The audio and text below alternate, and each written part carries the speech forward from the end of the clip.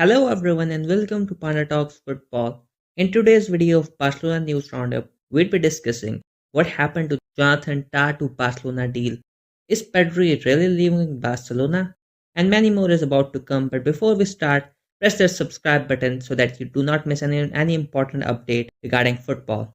Starting off with a report coming out of Tony Juan Marti, Jonathan Tah's signing with Barca is still on hold due to an overload of centre back currently in the squad, and Barca is still being held back by financial fair play rules. Tah is still waiting for Barca, but he's getting impatient and unfortunately he's not hearing good news from the club. The player is being forced to seriously think about a backup plan. The same thing has also been confirmed by the Fabrizio Romano, who states that the deal between Jonathan Tah and Barcelona has gone cold. Well, honestly, I am not surprised by this news because while we were about to sign him, Araujo was very near to leaving the club. But right now, he's staying. He has almost renewed his contract. You've got Inigo staying, you've got Kubarsi as a starter, you've got Araujo, Eric Garcia who is already stepped up, and then there is Christensen who will be returning from injury. And we are not even sure would he leave or stay. During the certain circumstances, I don't think it is wise to even go for a certain centre back when you already have a financial issues regarding the salary cap. But still, do not rule this completely because Barca might still make a move for him by selling Christensen or either Eric Garcia because getting a free quality defender and selling somebody with profit that still makes sense. But let's wait for the further confirmation. Next, we got an update from Marca stating Manchester City are ready to offer 100 million to Barcelona for Pedri. They see him as a perfect replacement for Kevin De Bruyne. However, Barcelona are clear he is not for sale. Now I do believe that Marca spreads a lot of crap, but many of the time they are also the ones stating a news while nobody else does. But honestly, sometimes I do not understand Manchester City. They always come to Barca and say that give your best player to us. They came once for Balde while he was still a growing talent. They also came for Lamine Yamal and now they are coming for Pedro, thinking that we will give the best midfielder in the world to them for 100 million. Well, even if they offer 150, I don't think Barca should give him. There's no midfielder in the world with the capabilities of Pedri. Well, City should themselves act sane and go for a player who is actually available. Why would Pedri himself even think about leaving Barcelona for City? No matter how much wages they give, Pedri is not a snake like Dembele or something.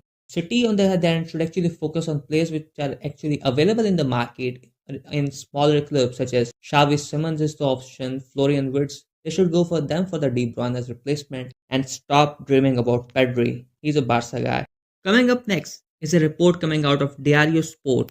They say that Diego Simeone has decided to adopt an attacking approach against Barca on Wednesday rather than relying on a defensive strategy. Well, huge up to Simeone, try it, we're ready. Well, honestly, I don't think Simeone is that dumb because teams with a better squad has tried to play attacking football against us, Bayern, Real Madrid. They lost 4-1 and 4-0 respectively.